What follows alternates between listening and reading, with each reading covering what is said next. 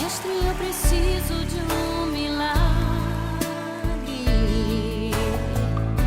Transforma minha vida, meu estado. Boa noite a todos.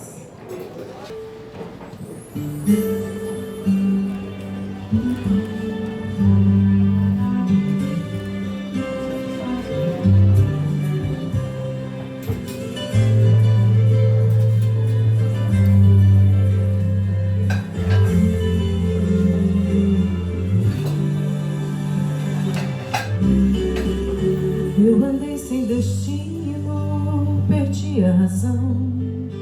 Na estrada da vida eu fui na contramão. Mergulhei de cabeça num abismo sem fim.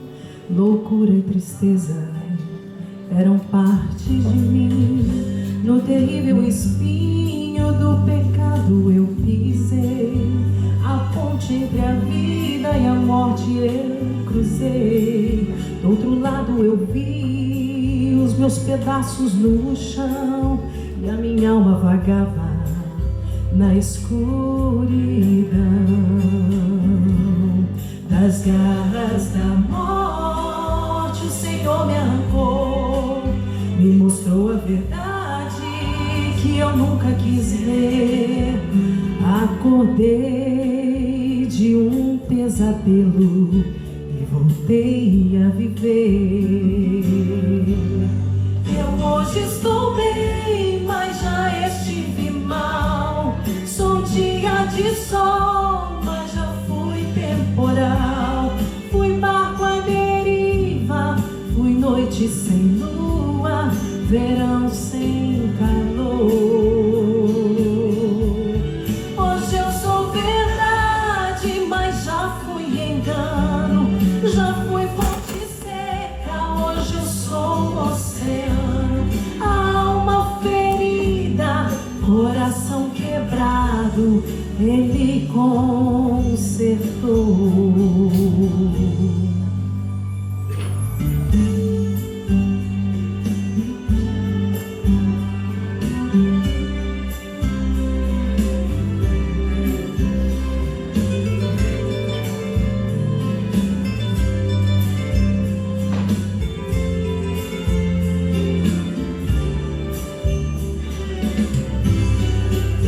No terrível espinho do pecado eu pisei. A ponte entre a vida e a morte eu cruzei. Do outro lado eu vi os meus pedaços no chão e a minha alma vagava na escuridão. Das garras da morte o Senhor me arrancou, me mostrou a verdade que eu nunca quis ver. Acordei de um pesadelo e voltei a viver. Eu hoje estou bem, mas já estive mal. Sou dia de sol, mas já fui temporal. Fui barco à deriva, fui noite sem lua, verão sem calor. Hoje eu sou verdade, mas já fui engano. Já fui fonte seca, hoje sou oceano. A alma ferida, coração quebrado, Ele consertou. Eu hoje estou bem, mas já estive mal. Sou dia de sol, mas já fui temporal. Fui barco à deriva, fui noite sem lua, verão sem calor. Hoje eu sou verdade, mas já fui engano. Já fui fonte seca, hoje sou oceano. Alma ferida, coração quebrado, Ele consertou. Alma ferida, coração quebrado,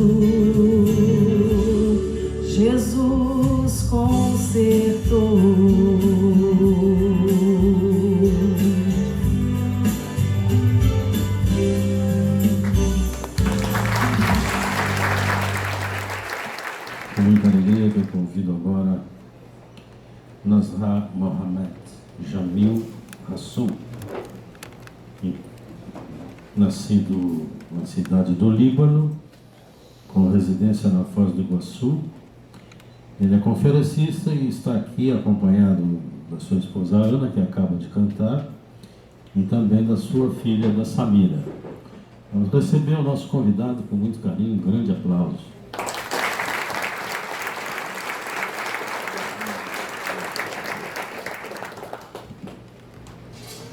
Boa noite. Esse boa noite foi fraco. Boa noite. Agora sim. Sem nenhum constrangimento. Eu estou um pouquinho aqui atrapalhado com essa luz no meu rosto. Vou ficar mais para frente, não tem problema, né? Obrigado por você que está aqui essa noite. Obrigado porque saí da sua casa com uma vontade de saber algumas coisas. Eu tenho certeza que tem coisas que você vai descobrir, vai saber, vai se alimentar com ela, vai te saciar e depois vai te levar para casa para pensar. Eu estou aqui não é para te convidar para algum segmento, não estou aqui para te convidar para mudar alguma coisa que você acredita nela. Eu estou aqui para contar a minha história. E essa história pode mudar a vida de muitas pessoas também. Primeiramente, quero agradecer à mesa diretora o convite, trazendo a saudação do capítulo 32 de Foz do Iguaçu, abraço do presidente Alvari de Oliveira e de todos os associados lá, também para todos os associados aqui e que está compartilhando essa noite. A minha esposa foi apresentada, a minha pequena está sumida para algum lugar aqui. Tá bem? E eu creio que você está me vendo. Tem alguém que não está conseguindo, vou tentar me deslocar um pouco. Descobri alguém escondido ali, mas vou tentar olhar para ti daqui a pouco. Vou contar uma história como foi cantada hoje. Essa noite acabou de ser cantada assim, de alguém que era temporal, que fazia as coisas erradas, que muitos achavam que ele não tinha mais jeito, que muitos achavam que ele devia ter sido morto ou encerrado para sempre em alguma prisão. Ninguém nasce para ser assim. Ninguém nasce para viver uma vida errada. Mas no percurso da vida nós podemos encontrar algumas coisas que nos obrigam ou a necessidade nos leva para cometer algumas coisas que a sociedade não aceita, a lei não aceita. Começando assim, me apresento mais uma vez, Nazha Mohamed Jamil Hassoun, não é japonês, é libanês. Eu quero falar em árabe também para minha Patrícia que está aqui, Massafé. Isso já uma coisa diferente já. Não vou falar em árabe, vai ficar difícil daqui a pouco. Mas nasci também no Líbano. Nasci no Líbano, numa família política, pai proprietário de terras. E tinha um meu irmão juiz, que foi convidado para ser primeiro-ministro naquele país. E naquela atmosfera, naquele contexto também eu cresci sonhando ser um dia alguém como meu pai, como meu irmão e assim por diante. Terminando meus primeiros estudos, resolvi sair para estudar no exterior. Eu resolvi fazer isso porque havia acontecido uma guerra, se gerou uma guerra no Líbano, uma guerra civil.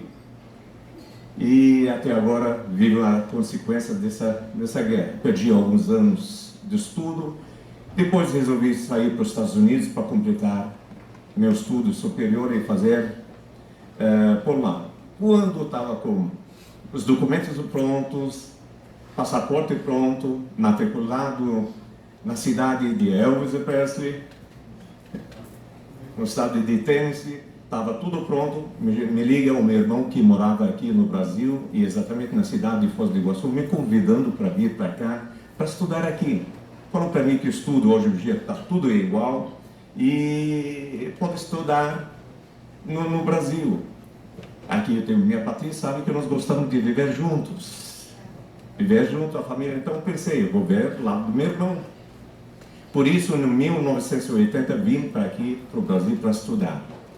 Só que saí do Líbano com uma pequena fortuna para seu tempo, era muito boa, que dava para comprar 10 lojas na cidade de Leste, no Paraguai, naquele tempo.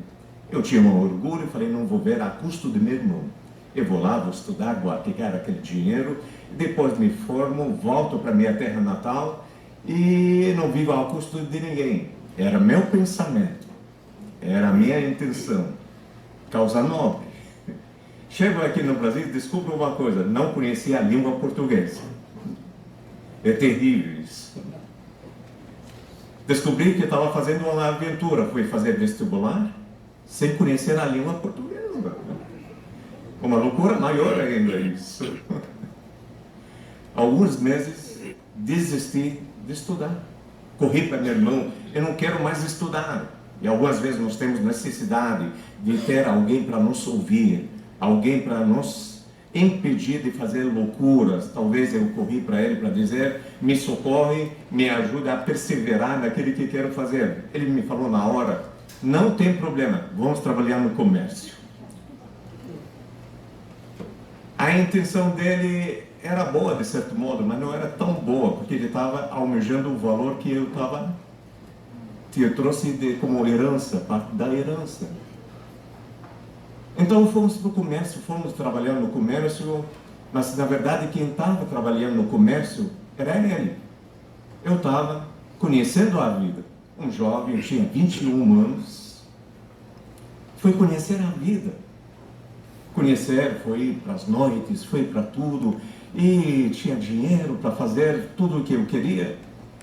Algum tempo depois, conheci a minha primeira esposa. Conheci, casei, casamos, de repente tenho 3 filhos para cuidar, e a sociedade foi acabando.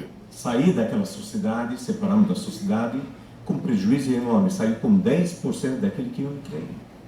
Saí um prejuízo enorme.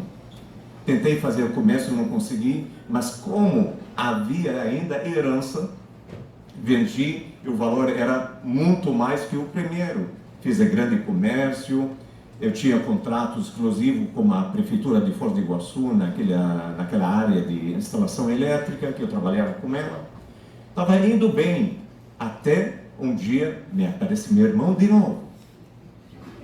Apesar que ele tinha 4 lojas, aparece tudo quebrado, devendo para todos, para os bancos, e me chamou, chorou meu ombro, e o coração aqui se inclinou mais uma vez. Ouvi a voz de meu irmão, fui ajudar, paguei todas as dívidas dele, entrei em sociedade com ele, nossa sociedade durou 6 meses. Quem foi à falência foi eu. Ele sempre estava bem. Foi à falência, ele estava bem, só que naquele tempo eu estava construindo uma casa, estava vivendo minha vida boa, minha esposa tinha um carro, tinha meu carro, uma casa nova sendo construída, e de repente fiquei sem nada. A única coisa que me sobrou, algumas duplicadas naquele tempo, para descontar uma por mês, por 9 meses, daquele que restou daquele comércio, e aquele serviço somente para construir, terminar a casa. Entrando naquela casa, sem finanças, sem capital, sem nada. Se imagina essa situação, você está morando numa casa, mas não tem como sustentar a casa. Então fui trabalhar, procurar emprego. Fui procurar amigos, conhecidos, tentando recomeçar, mas dessa vez sem nenhuma herança, sem nenhum valor na minha mão. E foi difícil. Não achei ninguém que abrisse para mim uma vaga, ou me recebesse como amigo, ou me desse o trabalho, nem que seja de funcionário, de balconista. Depois de ter tantas coisas, foi procurar a função de balconista. Queria sustentar uma família, sustentar filhos, sustentar aqueles que não sabem esperar. Criança não sabe esperar. Estava fazendo papel de um pai que precisava, mas não achei ninguém que fazia nada por mim. E algumas vezes nós tentamos, e aqueles que dizem nossos amigos, Na hora mais que nós precisamos, não encontramos. Muitas das vezes, talvez você tentou, no momento mais difícil da sua vida, procurar por uma palavra de consolo de uma pessoa conhecida. Naquela hora, a porta se fecha, o amigo desaparece. Tem certos momentos que a nossa mesa está cheia, quando estamos bem. Mas quando passamos por uma dificuldade, a maioria desaparece. Mas ainda bem que algumas vezes sobra alguém ao nosso lado. Mas naquele tempo não tinha ninguém. Tentei de todas as formas, acabou minha esperança. Nosso relacionamento dentro da casa estava péssimo, naquele casamento, porque havia cometido adultério. E assim, naquele contexto também, a ira, a raiva da esposa naquele tempo estava tão grande. Uma coisa terrível, vivendo numa casa dividida. Uma coisa terrível, a família vivendo, brigando dia à noite. E de repente entro naquele stand-by, fico sem trabalhar. E a esposa foi trabalhar. Com ódio de marido, lembrando os atos errados que ele fez. E comecei a ser mandado dentro da minha casa. O árabe gosta de si, aquele orgulho. Minha avó me fala que papai tem 92 anos. Oxalá que vive tantos anos, ainda mais. Mas sabe que tem aquele orgulho. É uma coisa tão...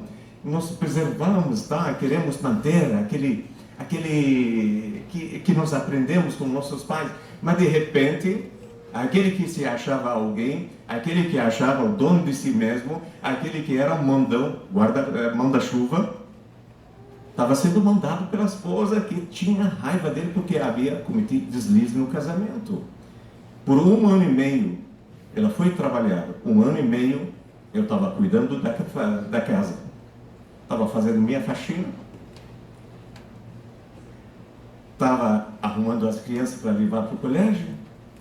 E lavando minha roupa de todo mundo dentro da casa. Imagina a situação, depois a decadência, segundo o meu pensamento naquele tempo, que estava passando.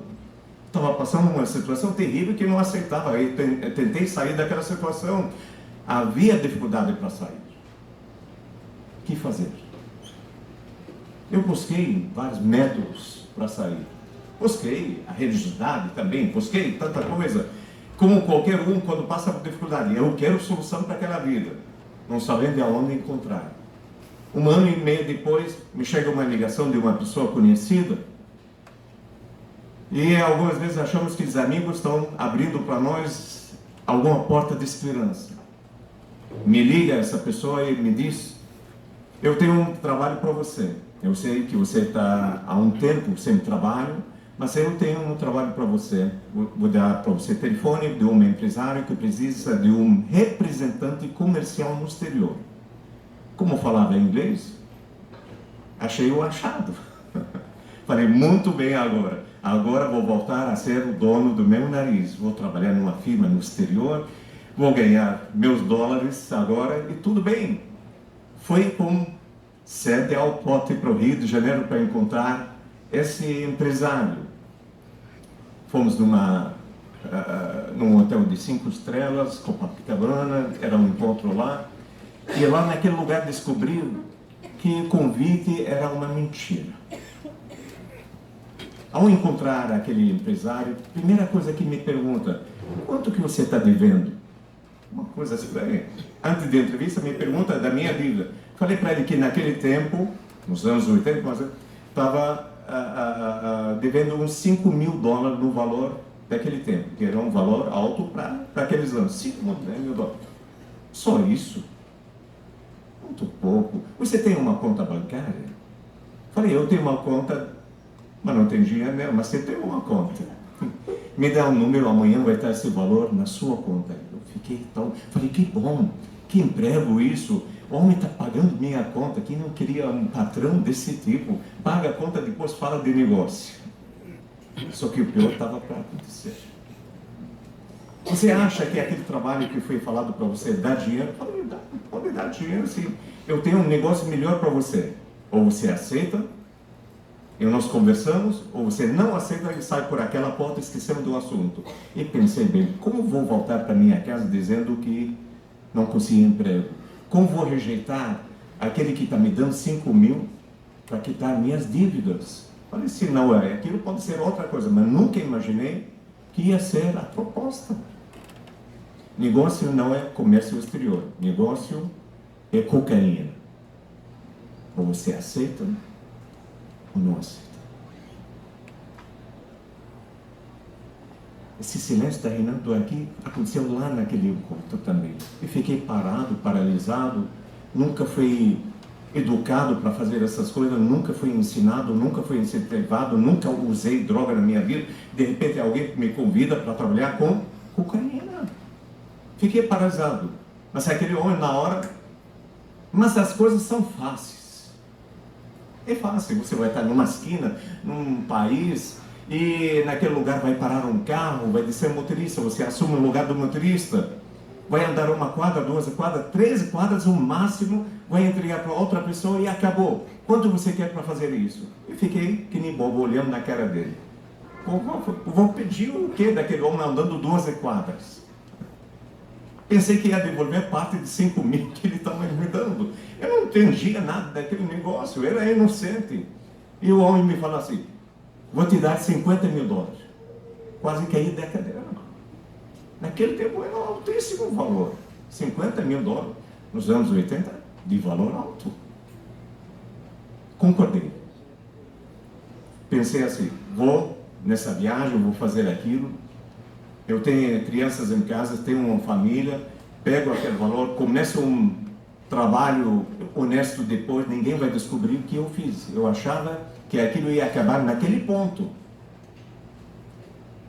Eu não sabia que tipo de trabalho, consequência daquele trabalho, e assim entrei numa aventura sem saber o fim dela.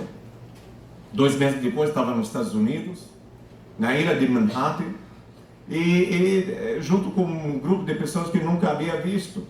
Passou um mês, passou o segundo mês. No final do segundo mês eu chego para a pessoa que estava liderando aquele grupo e pergunto, por que o atraso? A pessoa que falou comigo disse que isso ia ser rápido. Falou, negócio seguinte, a mercadoria já chegou, está no porto, mas ninguém tem coragem de ir resgatar essa mercadoria. Era novato, era corajoso. Falei, eu vou. Eu não sabia a consequência das coisas. Eu queria voltar para minha casa, para minha família, eu queria voltar para aquele primeiro projeto de viver uma vida de paz. Fui resgatei aquelas mercadorias, veio para um depósito. Sobrou para quem? Sobrou para o novato. Porque também na hora de abrir aquelas coisas, ninguém queria trabalhar. Sobrou para mim. Fiquei por 1 semana abrindo aqueles pacotes de papel celulose que havia dentro das drogas. E todo dia, pela manhã e à tarde, 2 vezes por dia, saindo de Brooklyn a Manhattan, carregando mais ou menos 200 quilos cada vez de cocaína. Por 1 semana. Aquele que era fácil, 1 quadra, 2 quadras, depois acaba e pronto. Acabou aquele serviço, não aconteceu nada naquele tempo comigo, voltei e falei, ainda bem, não aconteceu nada comigo. Agora paro mesmo, eu quero paz na minha vida, já tenho os 50 mil dólares, fui receber aqueles 50 mil, e como gratificação me deram ainda 30 mil dólares a mais. Falei, agora porque acabou mesmo. 80 mil dólares, já parei. 30 a mais como gratificação pelo bom serviço que eu fiz. Falei, agora paro, mas antes de parar vou levar a família para descansar. Faz tempo eles estão sofrendo e tal. Fomos para uma praia no Nordeste, não falamos nem para a sogra. É um perigo falar para a sogra, nem para a sogra falar onde a gente estava. 1 semana na praia, tranquilo, estava deitado na cama, de repente toca no telefone no hotel, eu levo um susto. A voz conhecida, e a voz me pergunta, eu pergunto para a pessoa, como você me achou aqui? E a pessoa fala para mim, não importa como te achei, agora você vai fazer o seguinte, vai mandar sua família para casa, e você tem uma viagem para o exterior, para onde depois vai saber. mandei a família e descobri que meu destino era a Colômbia.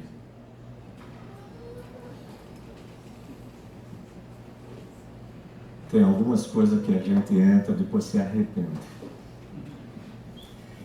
Eu fui para lá com uma intenção de falar, não sei com quem ia falar. Ir para lá, chegar lá e falar, não quero mais. Obrigado por aquilo. Foi bom ter conhecido você, ou seja que for a pessoa. A minha intenção inocente era isso, me despedir e voltar em paz para casa, esquecer o assunto. Quando chego em Bogotá, havia uma jovem senhora me esperando que não sabia quem era. Me leva no seu carro luxuoso para um lugar bem aconchegante, um lugar montanhoso, onde havia um castelo, quase um castelo por lá. Na porta daquele castelo havia um homem me esperando com um sorriso no rosto. Eu olhei, não sabia quem era aquele homem, mas o homem estava bem. Presidente, posso te usar como representante daquele homem? Por favor. Sempre gosto de mostrar esse carinho que recebi lá. Como foi? Como foi a viagem? Foi muito bom. Muito bom. Como está a sua esposa fulana? Mas não me falei o nome ainda dela. Como está seu filho fulano? Como está a outra filha? Como está sua filha pequenininha chamada tal? Ela está bem? Eu sei que ela não foi apresentada, mas eu quero ser padrinho dela. Seja bem-vindo. Eles estavam me falando, eu conheço tudo a respeito da sua vida. Você está na minha mão. A sua família está na minha mão.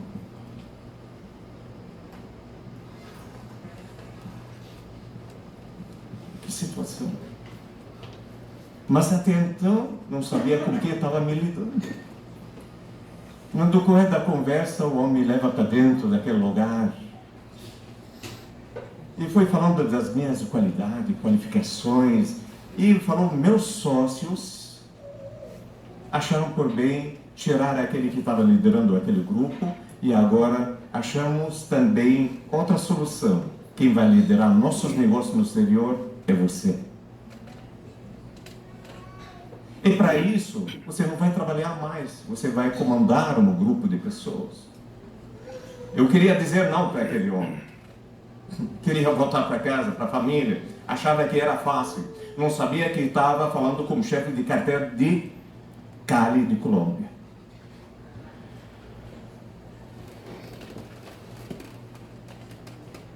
Você fez bom serviço. Você ganhou aquele valor, mas você vai ganhar agora um pouco mais. Eu queria dizer não para ele. Queria voltar para aquelas crianças, aqueles que estavam com saudade, aquela casa, quero corrigir a vida da família, eu queria viver uma vida pacata, eu queria viver algo diferente, eu queria esquecer que entrei naquela jornada, naquela aventura também. O homem olha para mim e fala, você vai ganhar a partir de hoje, por cada operação, $1 milhão.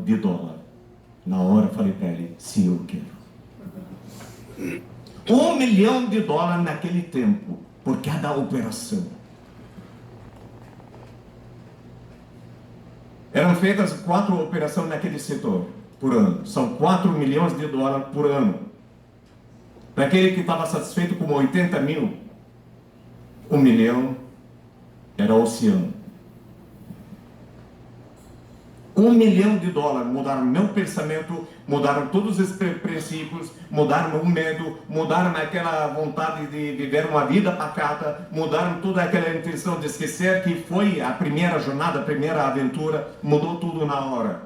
Subiu aquele poder e aquele valor, tomou a minha mente e eu aceitei. O inocente ficou para trás. 1 ano depois de trabalhando, foi chamado de novo para assumir o tráfico no Brasil, como reconhecimento do bom serviço que estava prestando.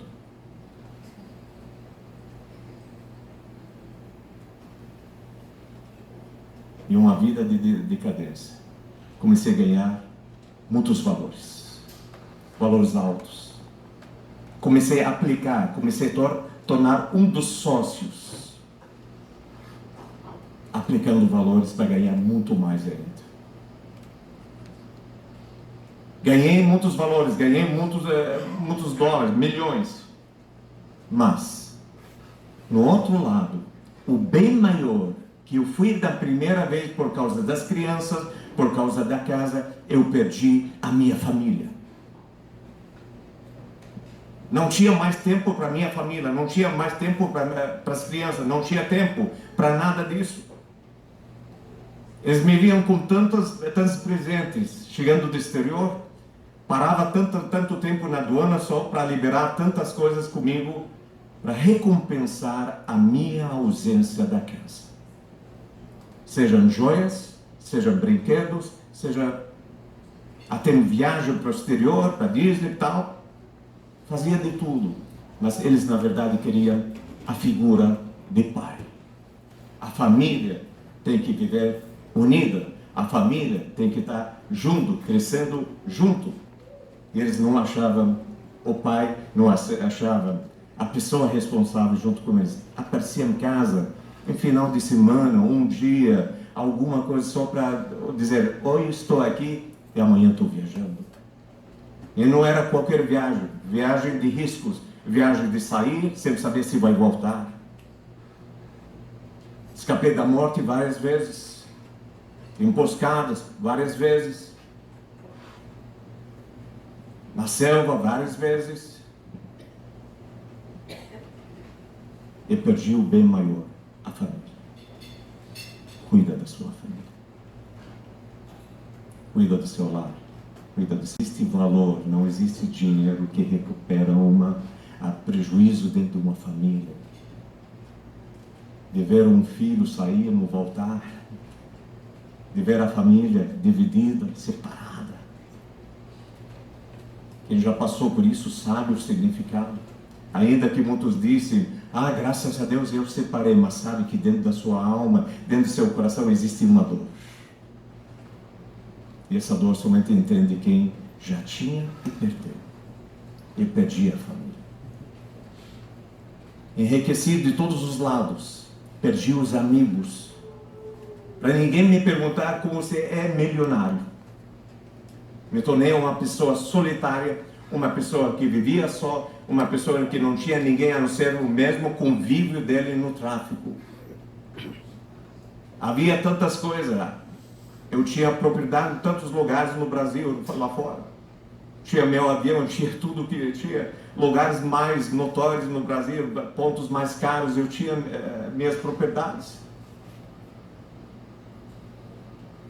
Mas isso não valia nada. Para me divertir com quem ia me divertir. Compartilhar com quem ia compartilhar. A família que não existia mais, os amigos não havia mais. Somente fazia por fazer, poder subir na cabeça, arrogância que veio junto também, como consequência, achava que poderia comprar a vida de qualquer ser. Temos autoridade aqui, como desculpe, eu achava que é fácil a autoridade.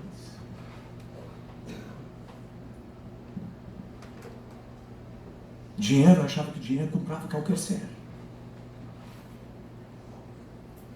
E assim foi minha vida, de mal a pior. Minha arrogância foi tão grande que um dia eu fui visitar a minha mãe, que eu não havia visto ela há 11 anos, no Líbano. Falei, vou comprar algo para ela, um presente bom. Vou comprar um apartamento, uma casa, que ela vai escolher, que ela quer, vou comprar. Para mim, dinheiro não fazia diferença. Fui para lá, mas não foi o filho, foi uma pessoa arrogante lá. Chego lá, alguns dias, eu crio uma confusão, entristeço o coração da minha mãe. Para piorar, viro as costas sem comprar nada para ela. Olha a arrogância. Feri aquela que me amou, feri aquela que me criou, feri aquela que não devia ter feito a não ser beijar os pés dela por tudo que tem feito na minha vida. Saí de lá, uma semana eu estava no exterior, e de costume eu ligo para minha mãe, que era costume para me ligar para ela. E eu falei, mãe, tudo bem? Como está? Tudo bem? E como de costume, no final da conversa, eu falo para ela, mãe, me abençoe, que era costume falar isso. Pela primeira vez da minha vida, a minha mãe não me chama de filho. E primeira vez escuto ela falando dessa palavra, eu não vou te abençoar. Parecia que alguém me deu um tiro no coração naquela hora. Despertei naquela hora de uma diferença. A minha mãe me fala aquela palavra. Senti que alguma coisa errada começou a acontecer ao meu redor. Parecia descobrir que eu estava vivendo uma vida errada. E a partir daquela noite começou a acontecer algumas coisas estranhas na minha vida. Começando por aquele dia que liguei para ela. Na mesma noite tive um pesadelo. E naquele pesadelo eu me vi no futuro, algum futuro bem próximo, falando de acontecimento terrível comigo. A palavra da minha mãe, parecia que a palavra da minha mãe fechou o céu sobre minha vida. Começou a dar errado. Toda a operação começou a dar aquelas coisas, pontos negativos. O crime organizado começou a ser desorganizado.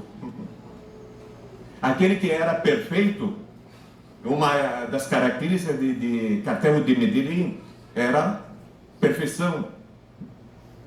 Começou a dar errado.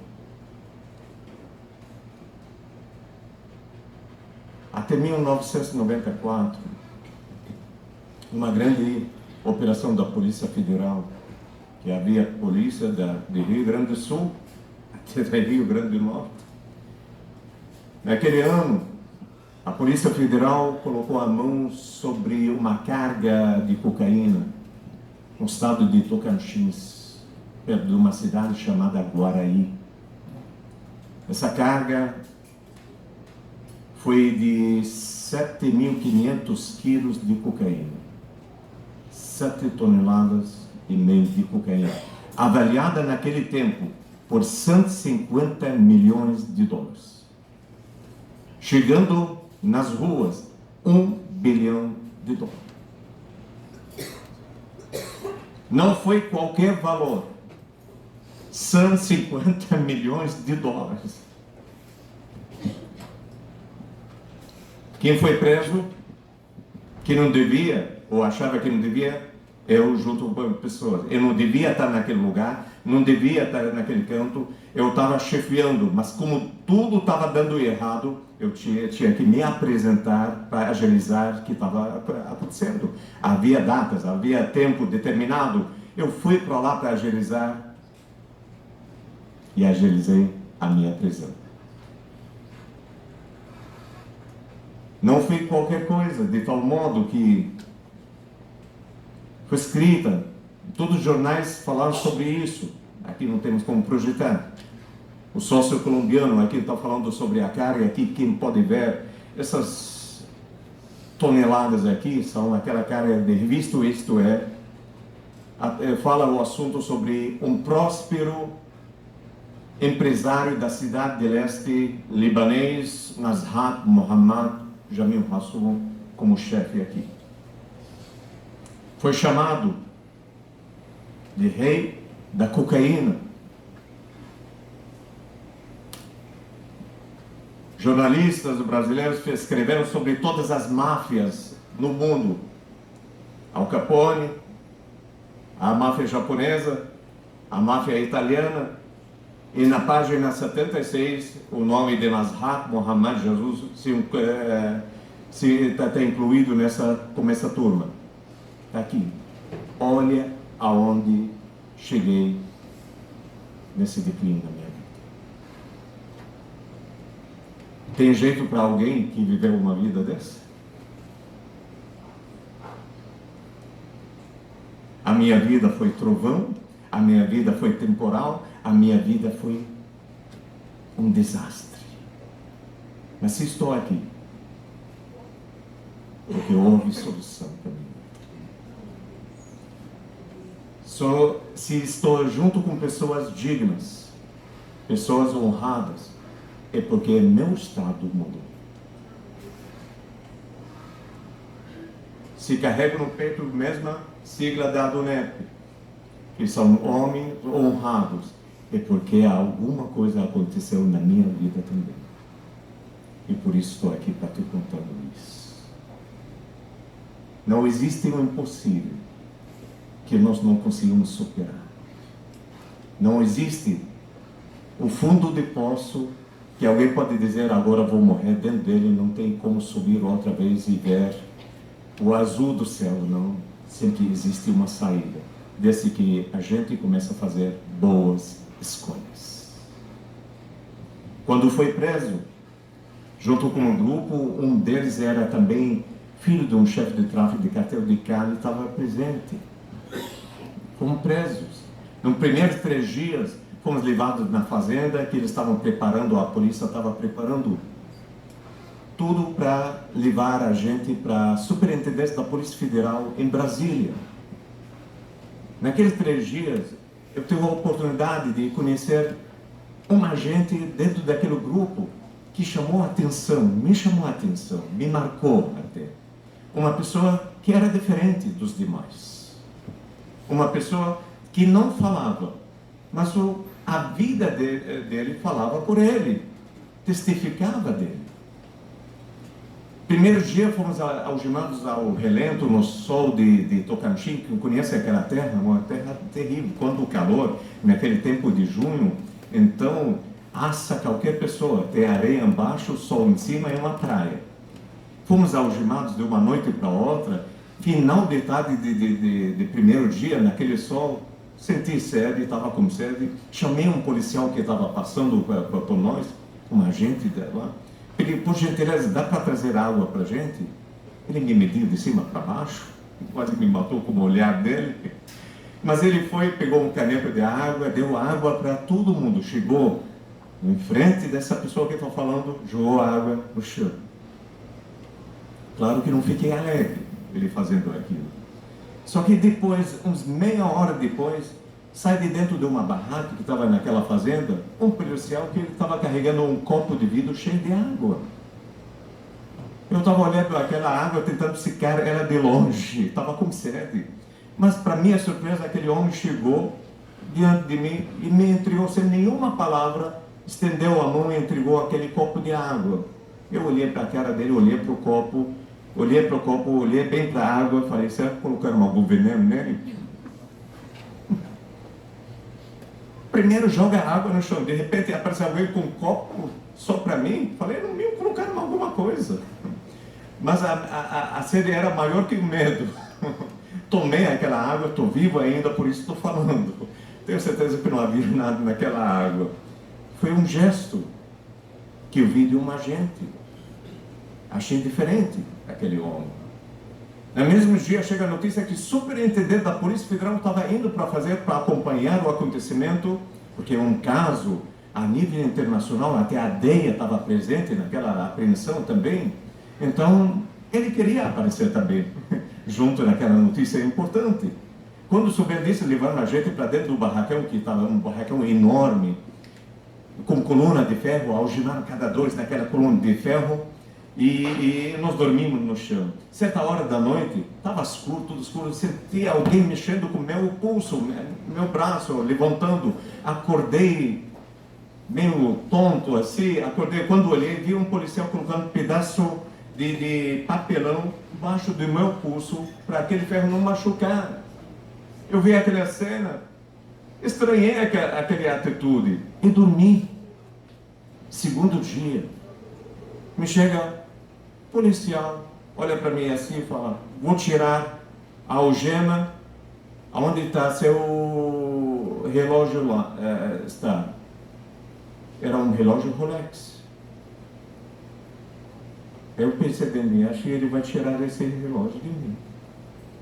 Mas, para minha surpresa, ele fala, não, você vai tirar o relógio, vai colocar no seu bolso. Quando você chegar na superintendência, você deposita na custódia. Achei tão estranho a atitude do homem, daquele, pensei que ele ia tomar de mim, não. Falou, guarda, esconde no bolso, só. Terceiro dia, aquele homem estava sozinho naquele barracão, aqueles policiais estavam preparando tudo, havia um havia um avião fretado para levar todo mundo preso para a Superintendência da Polícia Federal em Brasília.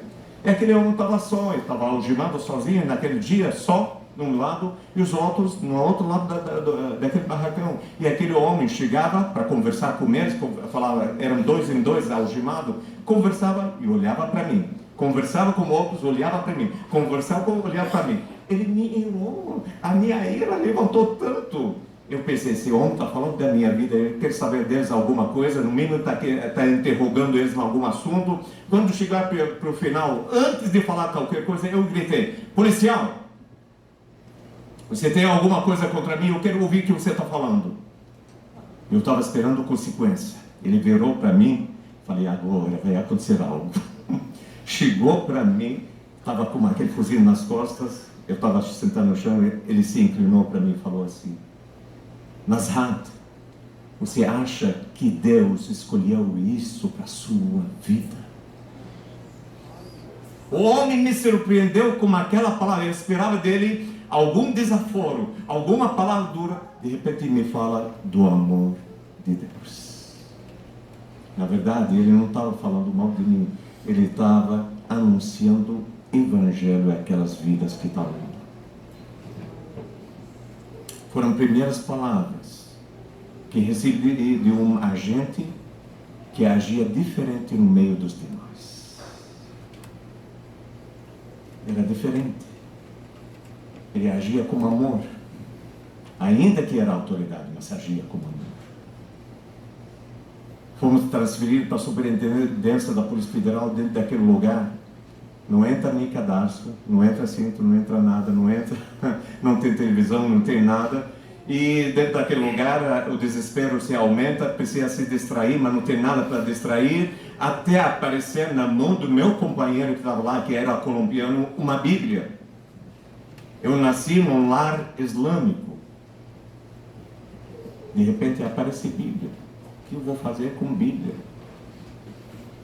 Contrário ao pensamento dos meus pais, contrário àquela tradição de lá, a religiosidade, contrário totalmente. Mas não havia nada mais além da Bíblia. No final, peguei a Bíblia. Mas aonde eu vou ler na Bíblia? Veio na minha mente alguma coisa. Lembrei que em Foz do Iguaçu, antigamente, 6 horas de tarde, no rádio alguém entoava Salmo 23. Veio na minha mente, Salmo 23. Cadê? Achei. O Senhor é meu pastor, nada me faltará. Achei tão lindo. Mal estava terminando, de repente o companheiro fala, leia Salmo 91. Li Salmo 91. Mas achei maravilhoso também. Aí eu falei, já que está bom nisso, então vou começar do começo, porque estou no meio. Aí peguei Gênesis, em 3 meses já estava no Apocalipse, li em 3 meses a Bíblia. E quando eu estava lendo a Bíblia, descobri coisas novas, coisas fortes, coisas lindas, coisas poderosas. E uma tarde eu estava só na cela, com o companheiro dormindo, senti uma presença tão poderosa naquele lugar, que me fez dobrar meu joelho, só, levantando a mão e anunciando palavras que nunca imaginei anunciar na minha vida, mas aquelas palavras foi início de grande transformação na minha vida, na minha história, onde disse, Senhor Jesus, a partir de hoje eu me entrego, eu te confesso como meu Senhor e único Salvador. Quando eu pronunciei aquela palavra, senti uma alegria tão tremenda, tão forte, que comecei a rir, a chorar ao mesmo tempo. Estava de olhos fechados, não conseguia parar de rir, estava doendo minha bochecha já de tanto rir, não entendia mais aquilo. Quando eu abri meus olhos, estava tudo branco ao meu redor, pensei que eu estava no céu já. Estava tudo branco, não havia grado, não havia nada. Era coisa sobrenatural. Uma presença divina que nunca havia contemplado ou vivido antes. Passou aquela experiência, senti uma paz que estava me faltando há tanto tempo naquele momento. Mas alguns dias depois chega minha condenação. Eu não esperava isso. Me falaram que ia ser 8 anos porque havia dinheiro, na minha mente havia dinheiro que dá para agir, fazer alguma coisa. De repente chega 20 anos praticamente de condenação de crime hediondo. Falei, vou morrer. A lei antiga, daqueles anos, devia ser uns 14 anos, passar 14 anos. Falei, agora pronto, vou morrer dentro da prisão. Fomos transferidos para a penitenciária de Papuda, em Brasília, segurança máxima. E naquele lugar, eu pensei que ia estar escrevendo últimas linhas da minha vida, entrando naquele lugar. Mas não sabia que Deus, que fiz uma aliança com Ele, Ele estava comigo até naquele lugar. Na recepção, havia alguém, um cristão, me recepcionando lá. Um agente cristão, sobrou para mim. Aquele agente abre a bagagem que eu tinha na mão. Quando meus companheiros entraram, saíram carregando as coisas, ele abre minha bagagem e ele lê meu nome sobre uma Bíblia que havia ganho. Ele olhou, Nazhat Muhammad Jamil Rasul, ele ficou no nome Muhammad ali. Ele me pergunta, você é evangélico? Aí ele voltou de novo e perguntou, você é evangélico? Eu falei, sim, sou. Ele falou para mim, não tira a sua roupa, não precisa fazer revista, eu sou também. Deus estava me dizendo, eu estou te recepcionando aqui, porque você fez uma aliança comigo. Quando entro dentro da presídio, descobri que ele era o chefe daquela área ainda, melhor ainda. Entro dentro do pátio, meus companheiros estavam acompanhados com vários presos, cada um pedindo alguma coisa, sabendo que um grupo muito importante estava entrando, cada um estava pedindo. Quando entrei naquele pátio, falei assim, agora vai sobrar para mim, vai chegar alguém para começar a pedir algumas coisas. Não demorou. Mal pensei, apareceu um no fundo daquele pátio, dando um sinal. Falei, sobrou para mim, lá vem um. E aquele homem veio com passos tão largos, parecia que estava marchando. Marchando, chegou na minha presença, quando chegou alguns metros, ele abriu um sorriso tão grande, ele estava sem dentes em frente. Falei, sobrou para mim o pior. Mas aquele homem, com um grande sorriso, chega para mim, estende a mão, aperta minha mão e fala para mim, a paz do Senhor Jesus. O Senhor Jesus estava me dizendo, eu estou preso contigo aqui. Não é pior, mas um filho meu está ali. Aquele homem me ensinou tantas coisas. Através dele me ensinou muitas coisas.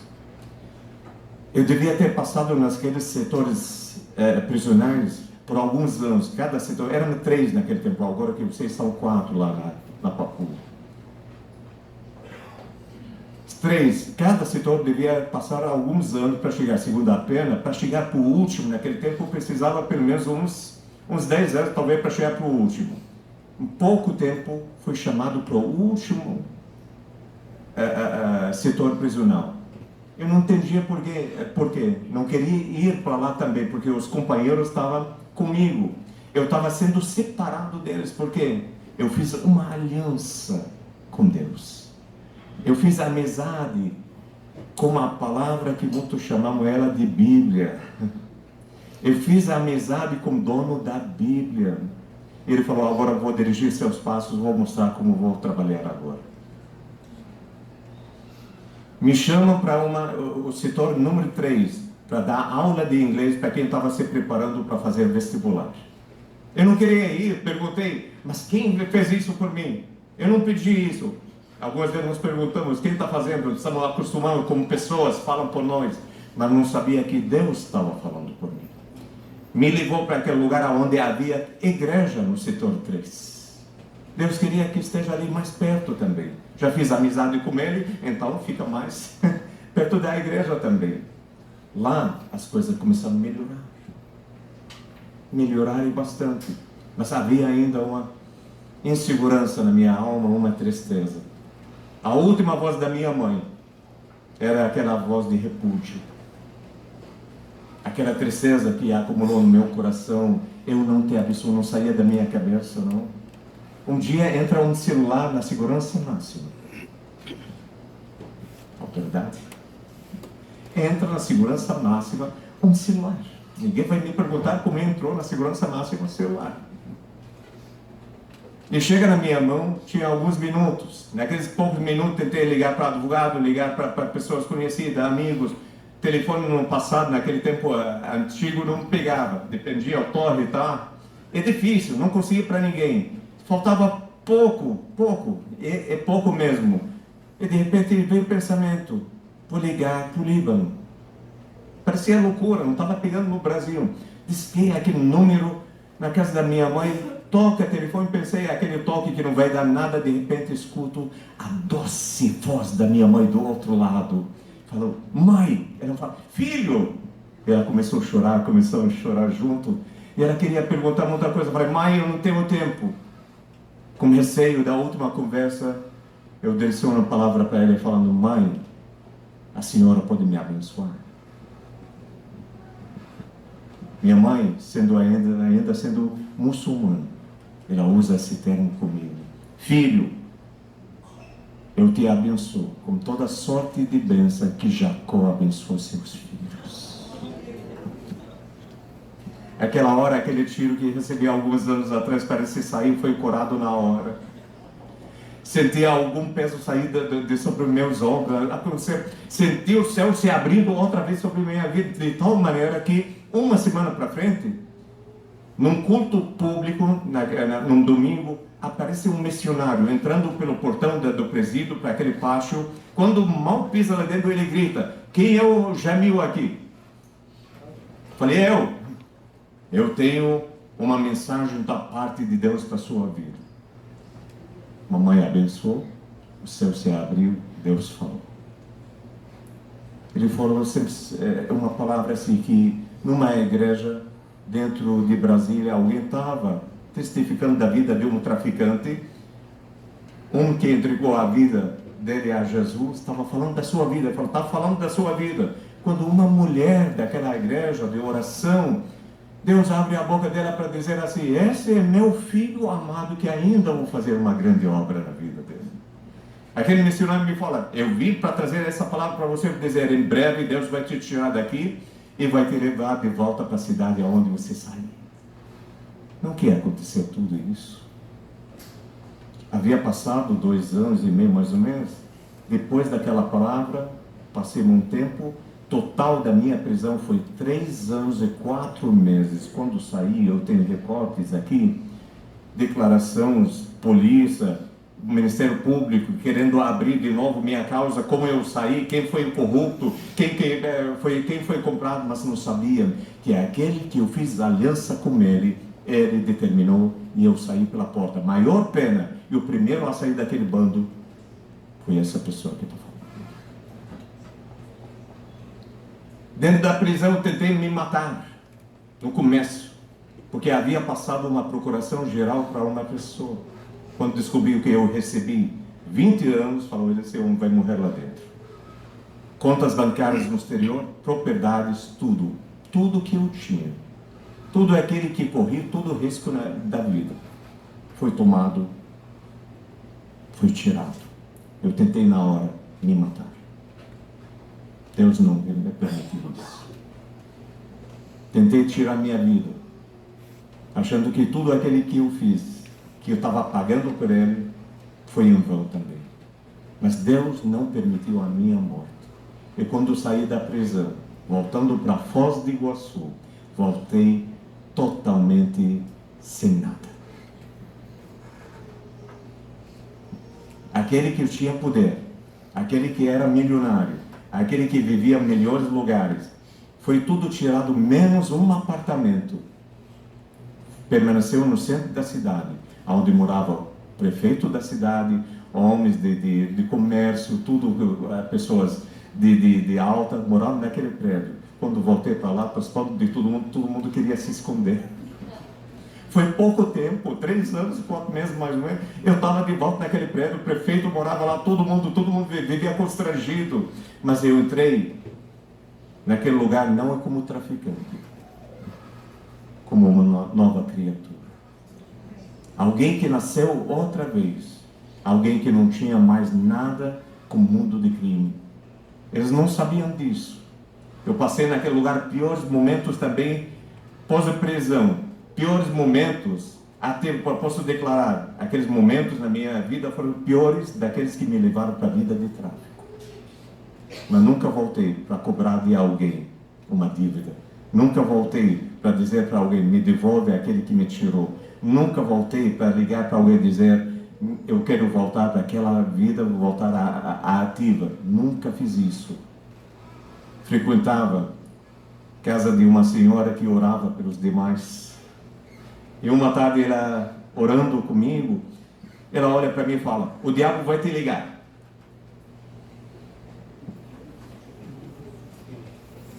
Não sabia que no inferno havia um telefone. Até eu olhei espantado para ela, como o diabo vai me ligar? O diabo vai te ligar. Passando alguns dias, estava no auge, no dia que eu estava desejando a morte. Sabe aquele dia que a gente deseja a morte?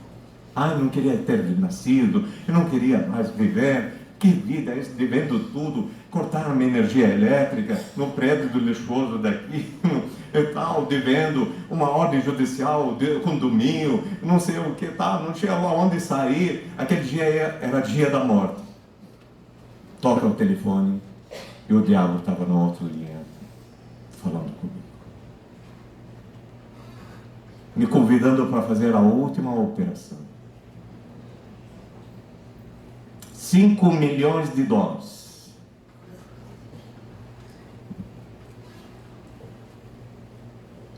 Você está desejando a morte naquele dia. E parece que acertou na loteria esportiva. $5 milhões, o que você faria? Opa! Sabe o que eu fiz? Agradeci a pessoa, desliguei o telefone. Fui para a sacada daquele prédio, 20º andar. Dobrei o joelho, olhei para o céu e falei, Senhor Jesus, eu entreguei a minha vida nas suas mãos, não te troco por 1 milhão, 5 milhões, qualquer valor mais sobre a face da terra. O Senhor é responsável por minha vida.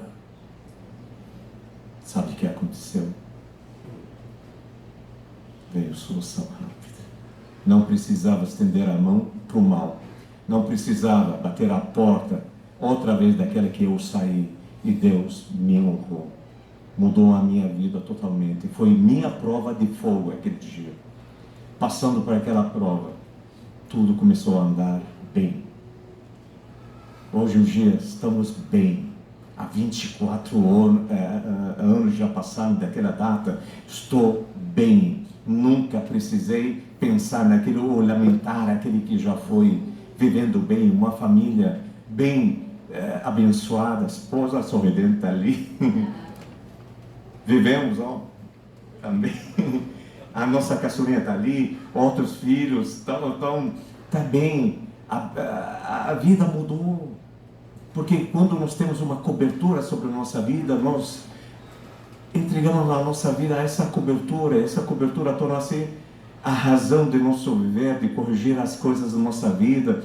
Começa a corrigir poucas coisas que acontecem. A gente briga algumas vezes, né? Nós brigamos algumas vezes, mas aquela briga é saudável. Algumas vezes, eu não gosto disso, não é aquilo, mas aquilo é saudável. Não é aquele, não quero mais, vai embora, eu vou embora, eu não quero mais te ver, vai para cada canto, vamos separar. Isso não existe mais, graças a Deus. A primeira separação foi horrenda, foi com muito ódio. Meus filhos do primeiro casamento me odiavam até a morte.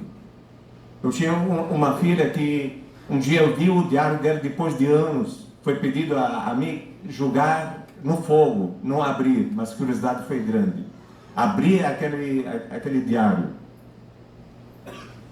para ver que ela havia tirado do sangue dela, como seringa, tirou o sangue dela para escrever a palavra de ódio, pedindo a minha morte. Primeiro casamento foi debaixo desse ódio. Nós não conhecíamos uma cobertura, não seguíamos uma cobertura, não tínhamos alguém que zela por nós, por nossa família. Por isso veio a ser destruída a família. Mas olha bem, Depois, passando os anos, Deus corrigiu a minha vida. Vivendo em paz, Ele foi corrigir o passado também. Deus não vai deixar nada pela metade, não. Aquela filha que me odiava até morte, escreveu no sangue dela.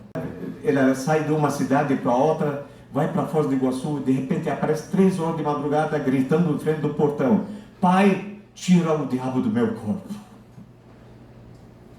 Foi o momento que Deus preparou para ela aceitar o Evangelho do Senhor Jesus Cristo e mudar a vida. O marido dela, que é advogado de uma família tradicional, também aceita o Senhor Jesus. Um tempo depois, os dois se transformam em ministros de uma casa de fé. Meu filho, que é advogado em Itajaí, Santa Catarina, 15 anos atrás, aqueles que odiavam o pai, me liga: pai, eu vou para Foz. Seja bem-vindo. Pai, não, eu estou indo, não é para ficar, estou indo para ser batizado, eu quero o pai estar lá. Queria honrar o pai.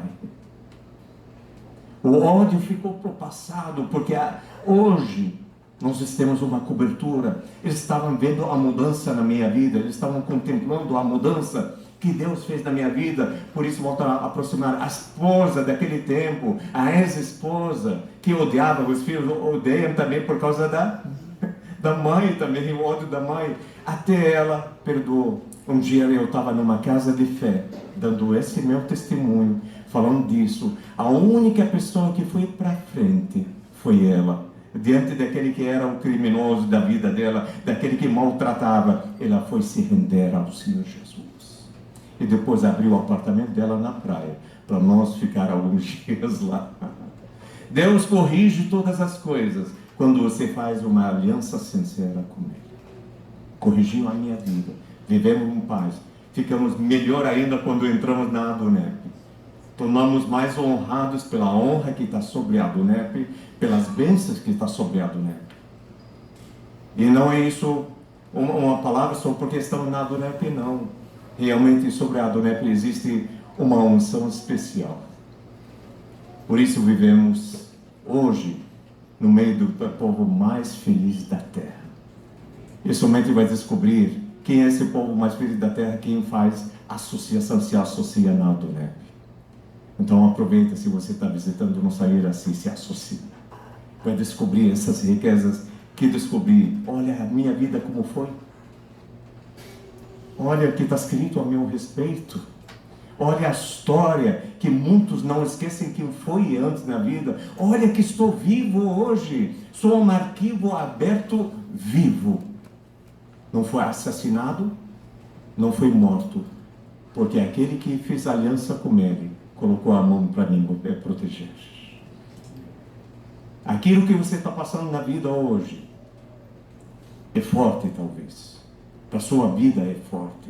Talvez você não sabe como sair dele. Olha o que aconteceu na minha vida. Parecia impossível sair dessa situação. Mas estou aqui, livre, desimpedido, sem nenhum vínculo com a justiça, nenhuma dívida com a justiça. Eu posso andar para qualquer lugar, ir pelo mundo, testemunhar da grandeza daquele que me libertou.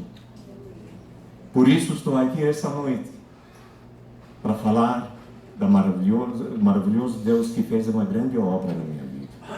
E para te convidar também a fazer uma aliança com Deus.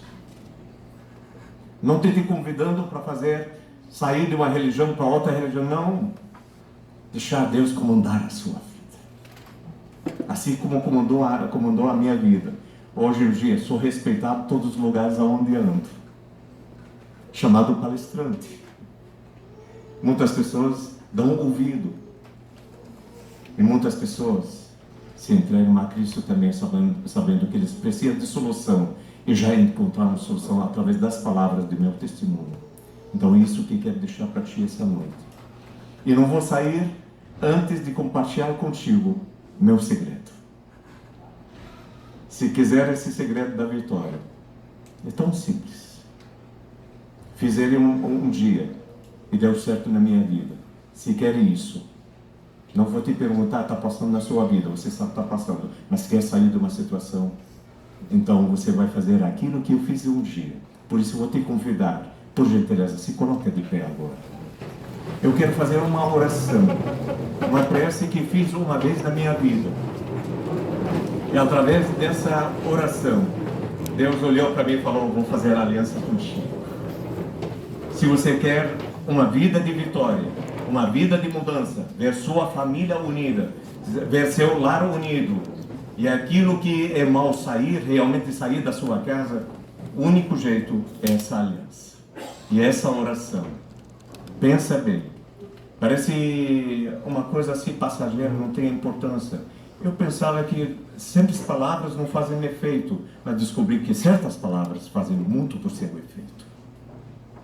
Por isso te convido, por gentileza, a fechar seus olhos. Inclina a sua fronte. Coloque a sua mão sobre o seu coração, se quiser. Traga à memória a sua vida nessa hora. Traga à memória sua casa, seu casamento, seus filhos, seu viver, seu trabalho, a sua saúde. Deus tem poder para transformar a saúde, da saúde, mudar as finanças, mudar a vida familiar, como eu falei, porque Ele tem poder de fazer milagre. Coloque a sua mão sobre o seu coração. E se puder repetir comigo de voz audível essas palavras, eu te agradeço. Fala comigo. Meu Deus, eu sei que sou um pecador, que cometo muitas coisas erradas. Eu me disfarço muitas das vezes, mas eu conheço minha realidade, conheço minhas fraquezas. Eu tento me libertar de tudo isso, mas não consigo. Eu quero superar os defeitos na minha vida. Eu quero mudança na minha vida. Eu sei que o Senhor permitiu que seu Filho Jesus morresse na cruz para libertar, para salvar aquele que nele crê. Por isso, nessa hora, eu confesso meus pecados. Eu deixo meus pecados. E Senhor Jesus, eu te convido para entrar na minha vida, no meu viver, no meu lar, na minha família, nos meus sentimentos, nas minhas emoções, no meu trabalho, em tudo que eu tenho, porque eu preciso de uma mudança na minha vida. Por isso, Senhor Jesus, a partir dessa hora, eu te confesso como meu único Senhor e suficiente Salvador. Pai eterno, em nome de Jesus, escreve meu nome no teu livro eterno da vida. Em nome de Jesus. Amém. Ainda de olhos fechados, você que fez essa oração pela primeira vez, sem nenhum constrangimento, se puder levantar sua mão, eu quero saber quantos fizeram pela primeira vez essa oração. E ainda assim, quero que essa lembrança permaneça na sua vida. Eu quero te convidar, se puder sair aqui, eu quero deixar uma lembrança contigo. A quem fez essa oração pela primeira vez, eu quero te cumprimentar e entregar uma lembrança, se puder sair de seu lugar.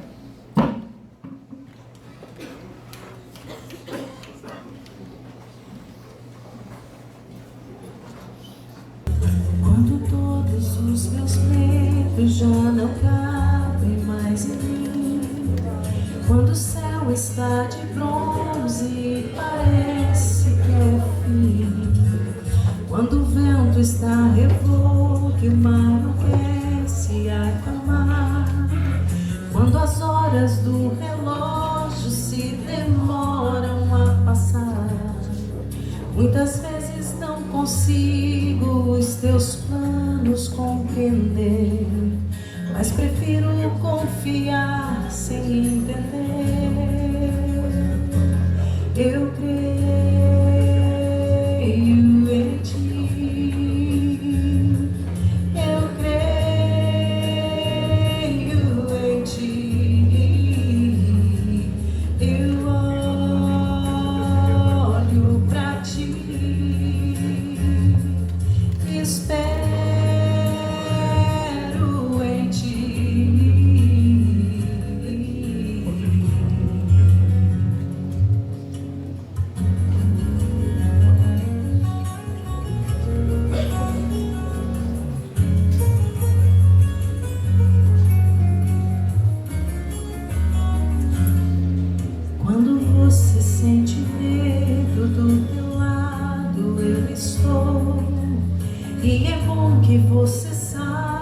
que eu sinto a sua dor. Nunca, nunca se esqueça que o mar posso acalmar. E eu sei o tempo certo da vitória te entregar. E esse tempo é necessário pra te amadurecer. E depois tem novidade pra você. Eu creio em ti. Eu creio em ti. Eu olho pra ti. Espero em ti.